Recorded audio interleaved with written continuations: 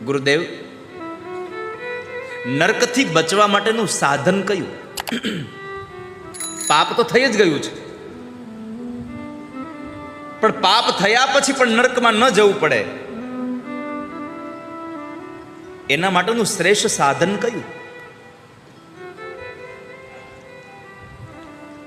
એનો એક જ ઉપાય છે રાજા, પ્રાયશ્ચિત.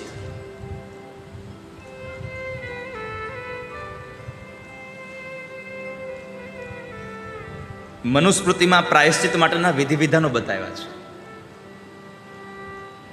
પણ ભાગવત ધર્મ એમ કહે છે વિધિ વિધાનની મહત્વતા નથી, તો તમારી થયેલી ભૂલનો તમને પછતાવો થઈ જાય એ જ તમને પવિત્ર બનાવી દે છે.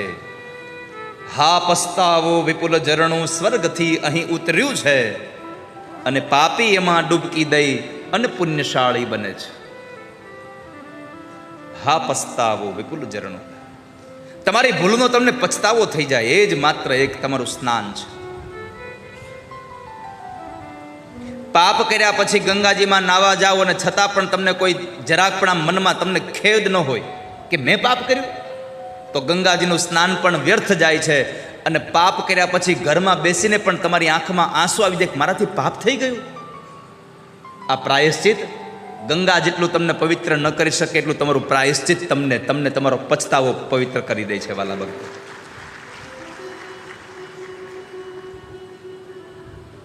પવિત્ર બનાવી દે છે.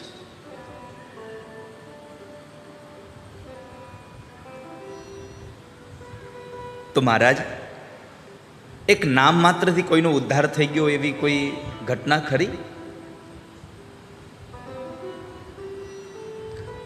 સાંભળ રાજા, બતાવું તને કથા. કનોજમાં એક અજામિલ હતો. અજા એટલે માયા અને મિલ એટલે મળેલો. માયામાં ભળી ગયેલો અજામિલ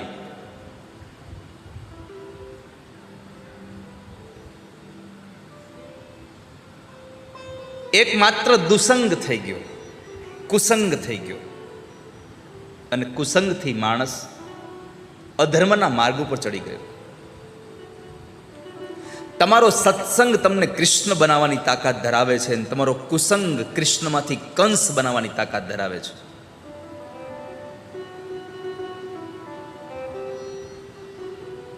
માટે સાવધાન રહેજો વાલા ભક્તો, કુસંગ ન થઈ જાય ક્યારે.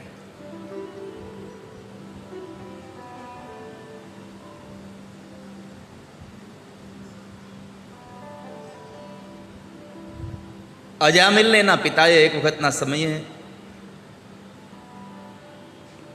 લાકડા લેવા મોકલે છે, અને લાકડા લેવા ગયેલો અજામિલ બરાબર આવે છે જંગલના માર્ગેથી. એક સ્ત્રીને જોઈ જાય છે, અને સ્ત્રીને જોયા પછી એનું મન એમાં લાગ્યું, એનો સંગ કર્યો, બાળકો પ્રત્યેથી ભાવ ઉતરી ગયો. ઘરમાં રહે ખરો, મન ન લાગે કોઈનામાં.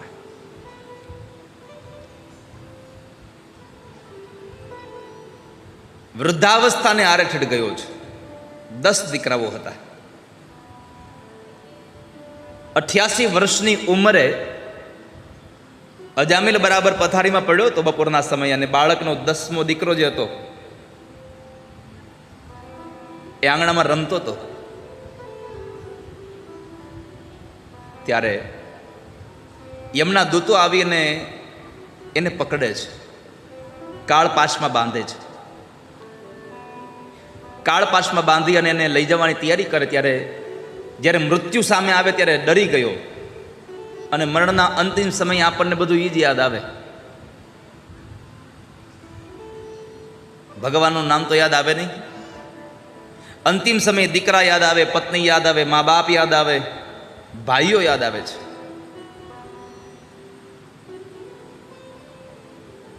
એટલે યમના દૂતોને જોઈ અને અવાજ કર્યો પોતાના દીકરાને, નારાયણ નારાયણ નારાયણ. 3 વખત અવાજ થયો, નારાયણ નારાયણ. આંગણામાં રમતો તો એ નારાયણ ન આવ્યો, પણ વૈકુંઠવાળા ભગવાન નારાયણે પોતાના પાર્ષદો મોકલી આપ્યા છે કે જાઓ અજામિલને છોડાવી આવો કાળપાશના એ બંધનમાંથી, એમના દૂતોના બંધનમાંથી છોડાવી લાવો. ભગવાનના પાર્ષદો આવીને યમના દૂતોને કહે છે, આપ ઇસે છોડ દીજીએ. ભગવાનના દિવ્ય પાર્ષદો આવીને ઉભા રહ્યા છે, કાળપાશોની સાથે યમના દૂતો સાથે વાદ કરે, સંવાદ કરે છે. આ દ્રશ્ય પડ્યો પથારીમાં એ અજામિલ એને જોવે છે, અને અજામિલ આ જોઈ રહ્યો છે, આ કોણ છે? ભગવાન જેવું આ કોણ છે? અને અંતે પાર્ષદોએ કહ્યું કે એમને છોડી દો તમે. કેમ? એણે અમારા ભગવાનને યાદ કર્યા છે. અરે તમારા ભગવાનને એના દીકરાને યાદ કર્યો છે. ત્યારે પાર્ષદોએ આપ સમાજને ઉપદેશ આપ્યો છે કે ભલે એ નામ એના દીકરાનું હતું, પણ નામ હતું તો નારાયણ ને. નામ નારાયણ હતું તો નામ લીધો તો એનો ઉદ્ધાર થઈ ગયો. અંત સમયે પરમાત્મામાં મતિ તો જ થાય જો જીવનભર ભગવાનને યાદ કર્યા હોય.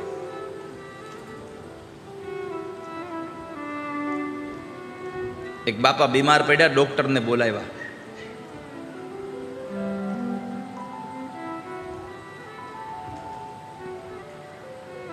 ડોક્ટર સાહેબ આવ્યા અને દીકરાઓ બધા ઊભા છે, દીકરાની વહુ બધા ઊભા છે. બાપાને જીભાન વહી ગઈ છે. બાપાને જીભાન વહી ગયેલી, બાપાને પરસેવો આખા શરીરે હતો. એટલે ડૉક્ટરે આવીને પહેલાં તો બ્લડ પ્રેશર ચેક કર્યું, બીપી. ડૉક્ટર બીપી માપતા હતા એટલે 160 બીપી હતું. છોકરાએ પૂછ્યું, ડૉક્ટર સાહેબ કેટલું છે? 160. બાપા બેભાન અવસ્થામાંથી જાગ્યા ને કે વેચી નાખ, વેચી નાખ. કેમ? ખોમાં લીધા છે કે આપણે. અહીંયા બ્લડ પ્રેશરની વાત હતી, એ શેર બજાર સમજાતા.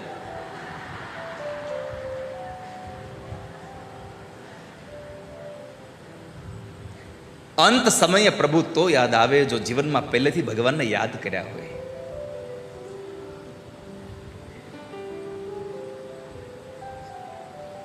ભગવાનને યાદ કર્યા અને અજામિલનો અંત સમય સુધરી ગયો. અજામિલ કર્મ ક્યાં કીના, નહીં કછું દાન ભી દીનહા. ક્યારે એને દાન નહોતું આપ્યું, પણ એકમાત્ર કેવળ નારાયણ નારાયણ નામ બોલાઈ ગયું અને અંતિમ વેળા સુધરી ગઈ. દીકરાનું નામ નારાયણ હતું એટલે વેળા સુધરી ગઈ. બાકી પિન્ટુ હોત તો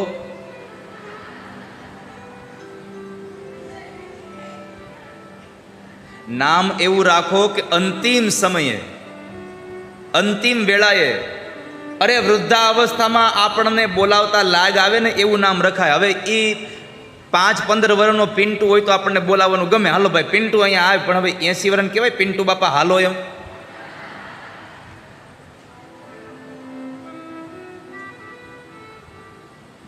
સાચું કેજો બેનું, કહેવાય કોઈ દી પિન્ટુ બાપા હાલો એમ? બોલો. એ આમ ભળે પિન્ટુ બાપા જેવું? ભળે? ન ભળે ને. જો 80 વર્ષે પિન્ટુ બાપા ન ભળે તો 70 વર્ષે ડોલીબાઈ ન ભળે હો પછી. હા, મારે તો આમ આમ બેલેન્સ રાખવું પડે ને, કોઈ નારાજ ન થઈ જાય.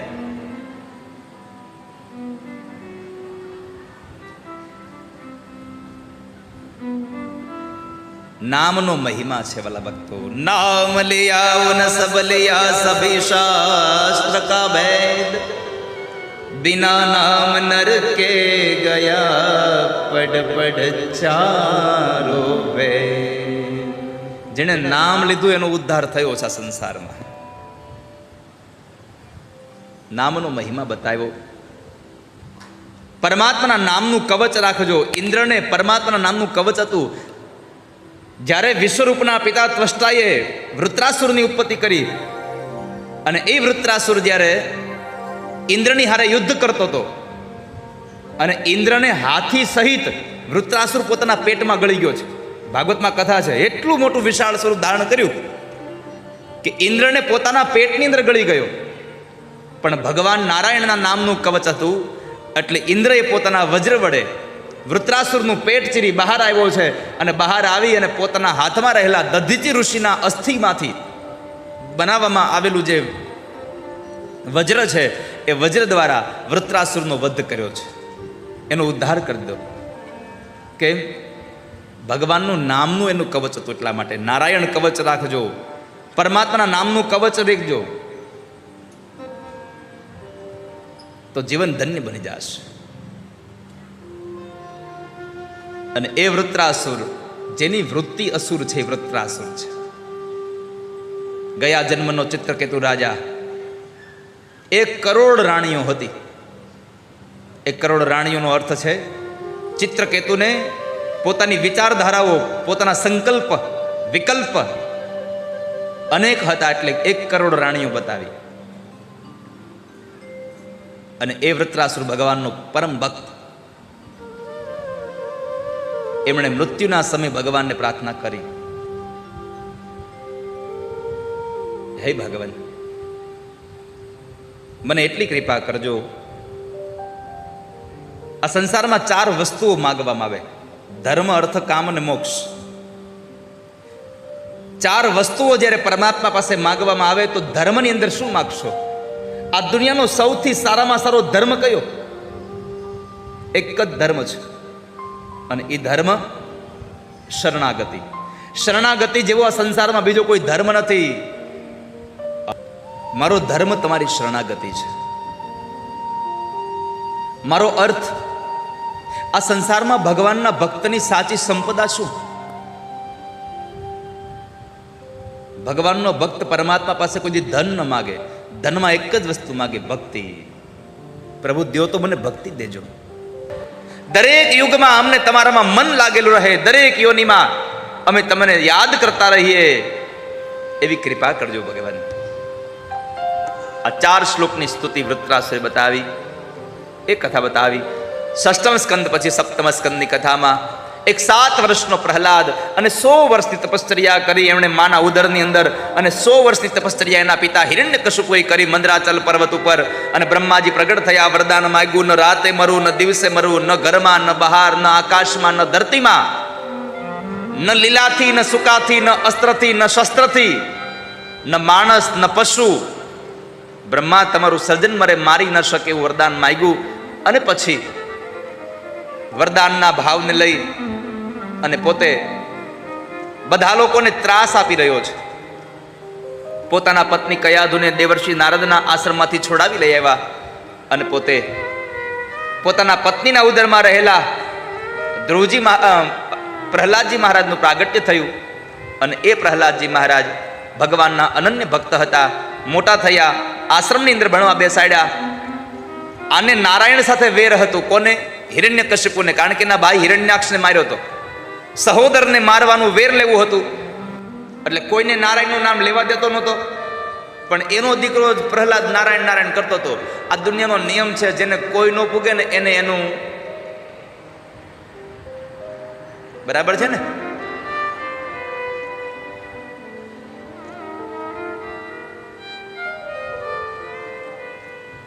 આ સંસારમાં જેને કોઈ ન પહોંચે, બધા જ નાથી ડરતા હતા, પ્રહલાદ નહોતા ડરતા.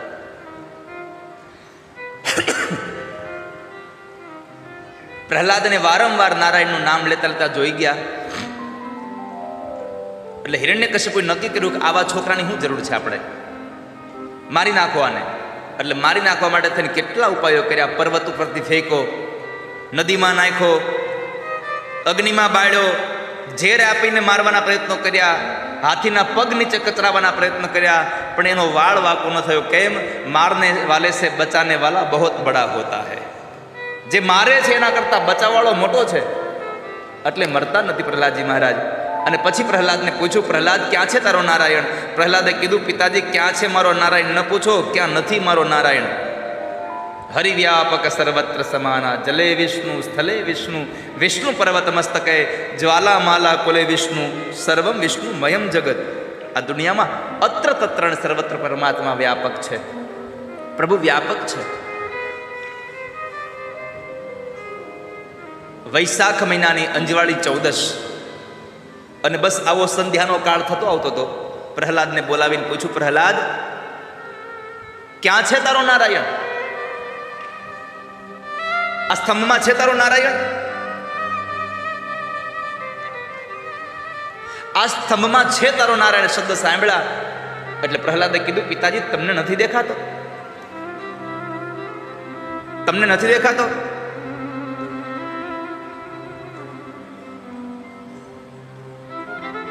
આ સ્તંભમાં પણ મારો નારાયણ છે.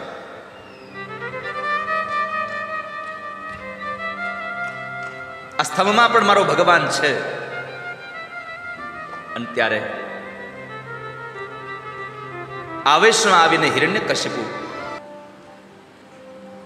જેમ એક બાજ પોતાના શિકારને પકડે એમ શિકારને પકડી લઈ હિરણ્યકશિપુને અને લઈ જાય છે ઉપાડીને ઉમરામાં પોતાની ગોદમાં રાખી.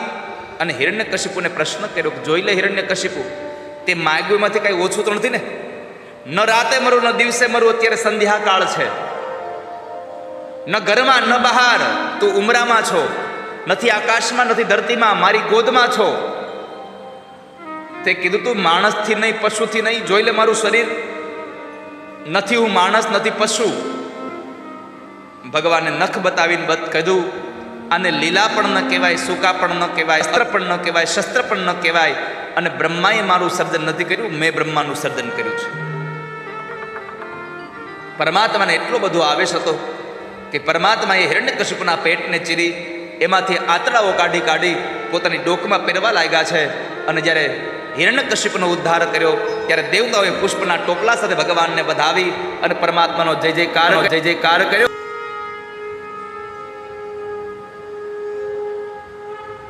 ભગવાન નરસિંહનો જયકાર થયો.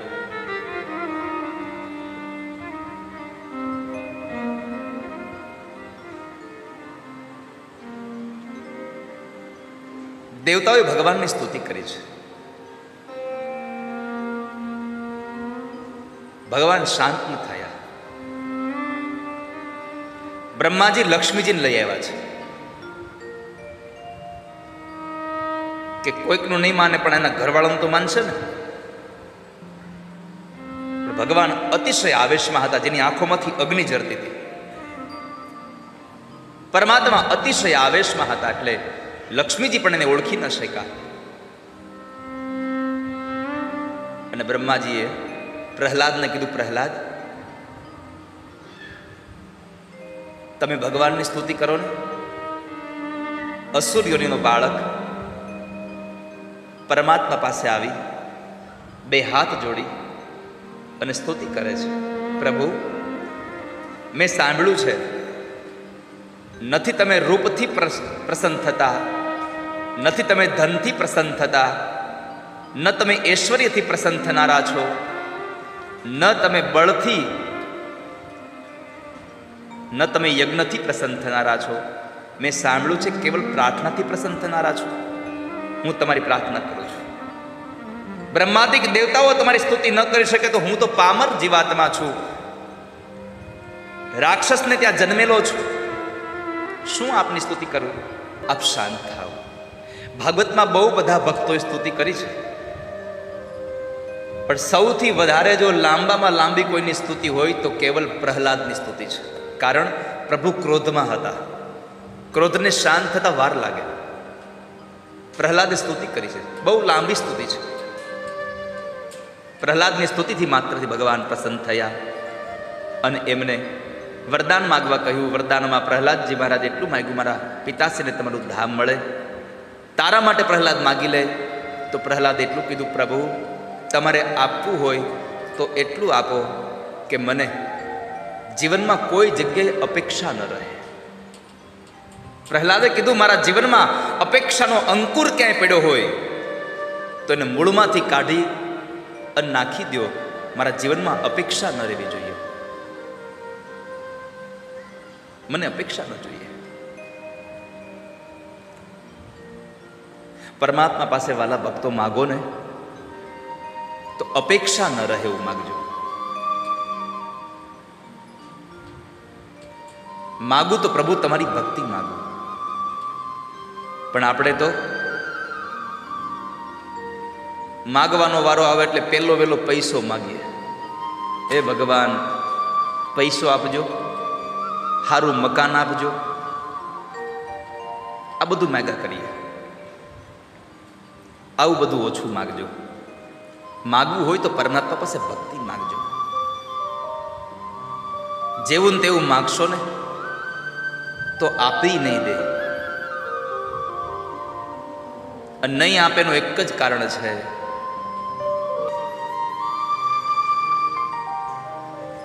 તમે 2-5 ફૂલ લઈને મંદિરે જાઓ અને માનતા કરતા હો કે હે ભગવાન, લ્યો આ 2 ફૂલ, 2 લાખની લોટરીની ટિકિટ મારી ખુલે એવું કરજો.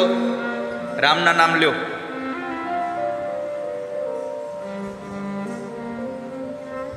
ઘણાની માનતા હોય આવી જ હોય. હે ભગવાન, મારી ભેંસ જડી જાહે ને તો 1 ડબ્બો તેલ ચડાવે.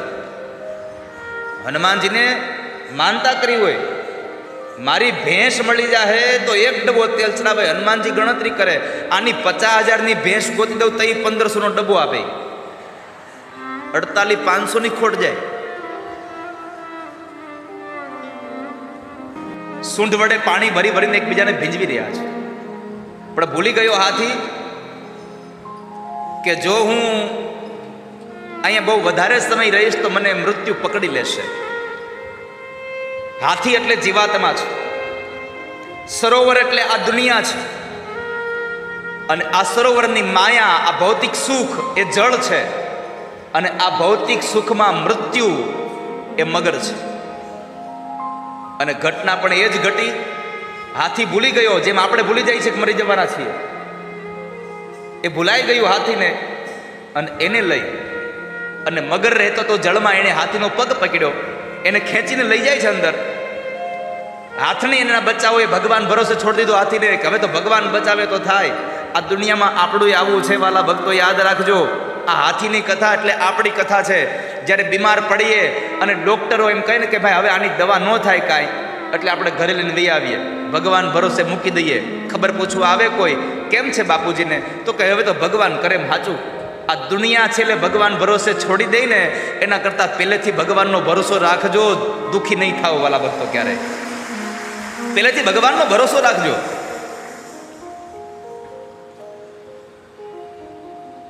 અને હાથીએ એ જ થયું. હાથણીએ છોડી દીધો, બાળકોએ છોડી દીધો.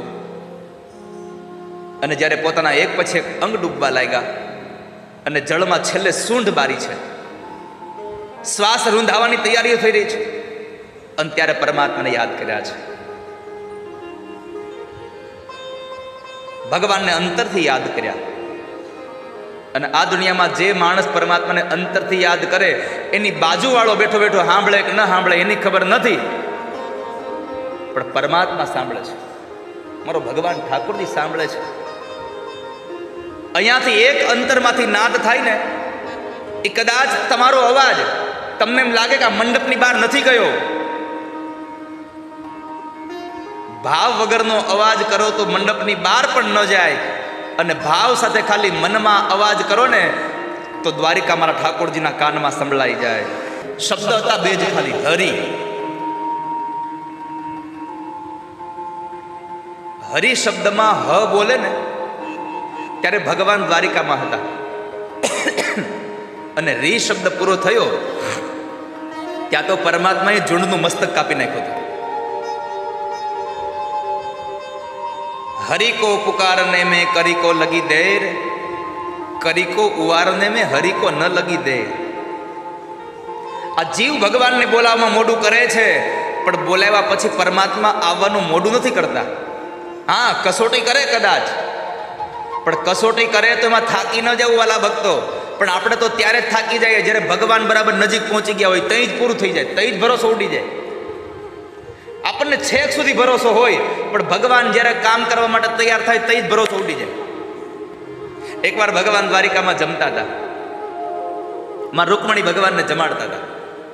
પરમાત્માએ 1-2 કોળિયા 1-2 કવન પેટમાં નાખ્યા, અને 3-4 કવન હજી હાથમાં લીધું, એ નીચે થાળમાં મૂકી અને ભગવાન એમનેમ દોડ્યા.